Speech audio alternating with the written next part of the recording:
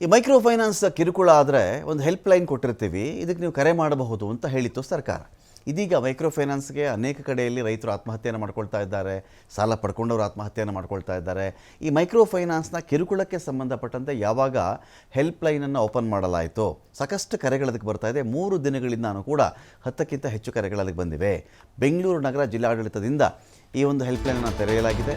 ಬೆಂಗಳೂರು ನಗರ ವ್ಯಾಪ್ತಿಯಲ್ಲಿ ಒಂದು ದೂರು, ಬೇರೆ ಬೇರೆ ಜಿಲ್ಲೆ ವ್ಯಾಪ್ತಿಯಲ್ಲಿ ಫೈನಾನ್ಸ್ ಸಂಸ್ಥೆಗಳ ವಿರುದ್ಧವಾಗಿ ದೂರು ಕೊಡಬಹುದು. ಬಜಾಜ್, ಈಕ್ವಿಟಿ, ಚೈತನ್ಯ ಫೈನಾನ್ಸ್ ಕಂಪನಿಗಳ ವಿರುದ್ಧವಾಗಿ ದೂರು ಸದ್ಯಕ್ಕೆ ಕೇಳಿ ಬಂದಿದೆ. ಈಕ್ವಿಟಿ ಸಂಸ್ಥೆಯ ವಿರುದ್ಧವಾಗಿ 4 ಲಕ್ಷ ರೂಪಾಯಿನ ಸಾಲಕ್ಕೆ ಕಿರುಕುಳ ಕೊಡ್ತಾ ಇದ್ದಾರೆ ಅಂತ ಹೇಳಿ ಒಬ್ಬರು ದೂರಿದ್ದಾರೆ ಆ ಒಂದು ಫೋನ್ ಕರೆ ಮೂಲಕವಾಗಿ. ಶಿವಮೊಗ್ಗ ಜಿಲ್ಲೆ ಭದ್ರಾವತಿಯಿಂದ ಅವರು ಕಂಪ್ಲೇಂಟನ್ನು ಕೊಟ್ಟಿದ್ದಾರೆ.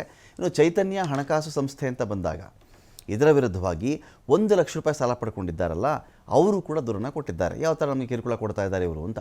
ಕೊಪ್ಪಳ ನಗರದಿಂದ ಹೆಲ್ಪ್ ಡೆಸ್ಕ್ಗೆ ಕರೆ ಮಾಡಿ ದೂರು ಕೊಟ್ಟಿದ್ದಾರೆ.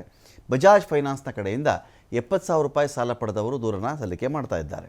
ನೋಂದಣಿ ಇರುವ ಸಂಸ್ಥೆಗಳ ವಿರುದ್ಧವೇ ಇದೀಗ ದೂರು ಬರ್ತಾ ಇದೆ. ನೋಂದಣಿ ಇರದಿರೋದು ಬೇರೆ ಕಥೆ.